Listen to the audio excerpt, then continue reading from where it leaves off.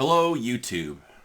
Well, I've got a lot of requests for this one. So, normally I don't talk about recoil springs, but Parker Mountain sent me one of the new V-Spec springs in a standard length captive recoil spring and in a long stroke. Had them for maybe a couple weeks, and I've got a bunch of questions or comments on YouTube videos asking for review, so I thought I should talk about it.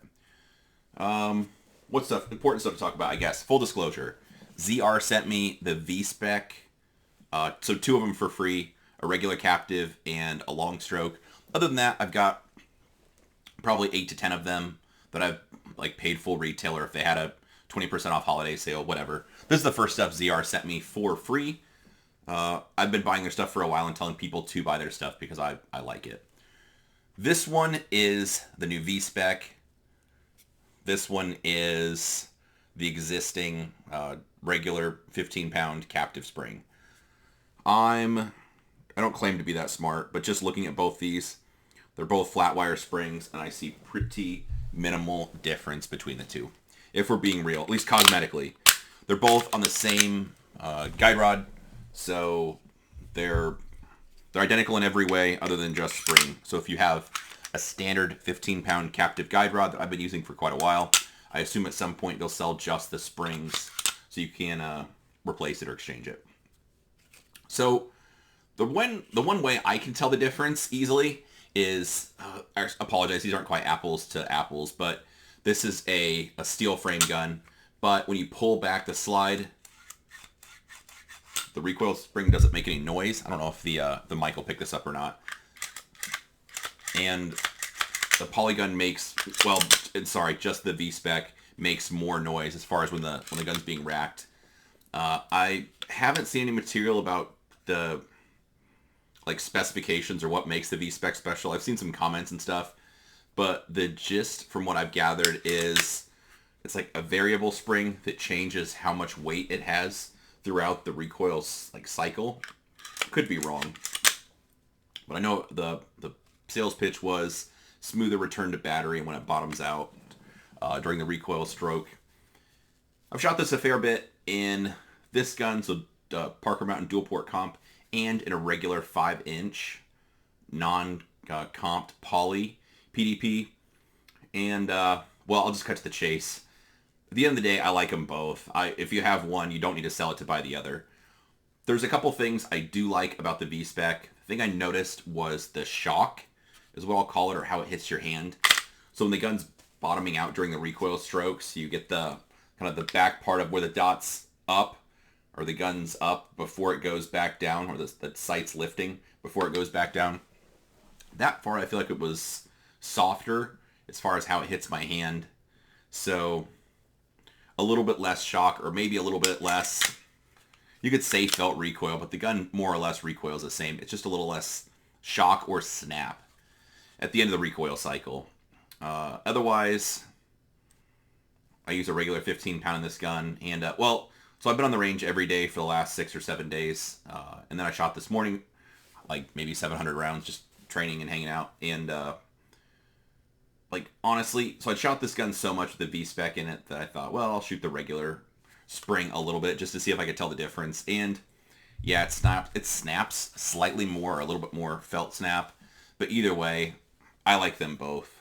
If I have to pick one, if I could just magically change all my springs to one or the other, I think I'd do the V-Spec as of today, but in a couple weeks I might change my mind. They are so similar that it's tough to sell people hard on one over the other. Bottom line, if you have a Walther PDP, the guns are oversprung from the factory, so I think it should be replaced.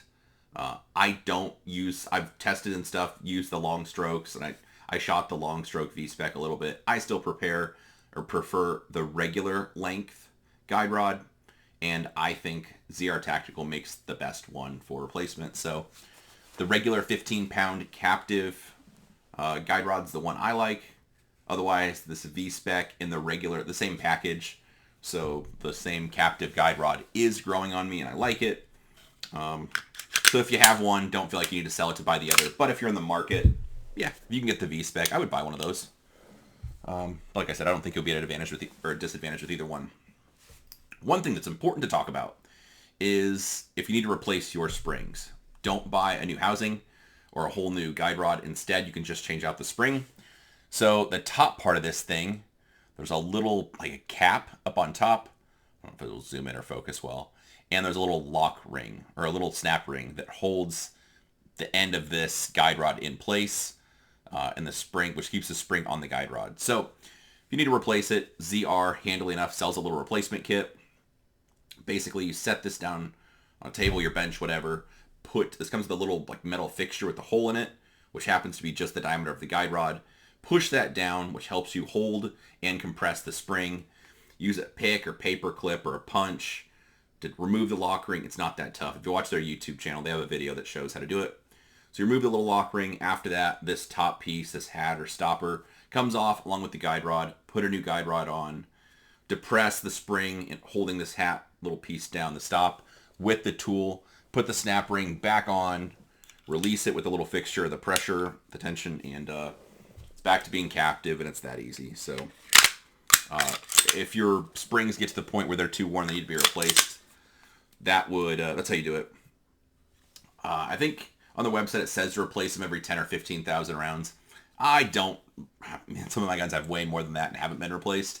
One of them probably went every bit of 20 to 30,000 rounds in a steel frame before it got replaced. The reason I chose to replace it was just how it went into battery. So if like cycling the gun like that, so if not riding it but just fully cycling the gun, if it ever felt like it was a little slushy going into battery, or that back little bit of that travel, if it doesn't snap forward kind of under its own weight, or if I was like press checking and it wouldn't spring back forward, then maybe that'd be time to replace it. But otherwise, I don't do it just by round count. I'll do it more by feel.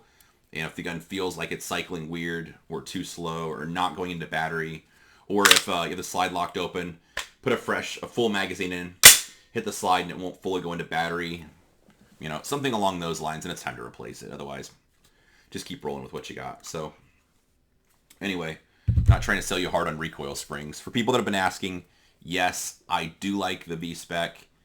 If I could magically change all my guns or all my recoil springs to V-Spec, I probably would. At this point, I like it better, but maybe tomorrow or next week or next month, I'll find that I like the 15 pound I've been using better. Either way, I don't think you can go wrong. Like I said, I'll have both of them, and I like them. I don't have any plans to replace the existing ones that I've had. I've got some extra 15 pound springs on hand just in case I need to replace them, and all those would be fine to use. So anyway, not much of a hard sell, but that's what I think. If you have any questions, comments, I'll try to answer them. Just drop them below. Oh, I guess appreciate you watching. Like, share, subscribe if you want. If not, that's okay too. Have a good day.